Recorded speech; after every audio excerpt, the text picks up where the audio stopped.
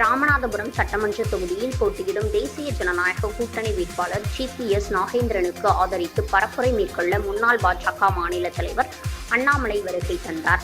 அவரை அதிமுக பாஜக தொண்டர்கள் மலர் தூவியும் மாலை அணிவித்தும் வரவேற்றனர். பின்னர் வழிவிடும் முருகன் கோவிலில் சாமி தரிசனம் செய்த அண்ணாமலை வண்டிக்கார தெரு, நகைக்கடை பஜார், கேணிக்கரை உள்ளிட்ட இடங்களில் மக்கள் வெள்ளத்தில் மிதந்து சென்று அண்ணாமலை தாமரை சின்னத்திற்கு வாக்கு சேகரித்தார்.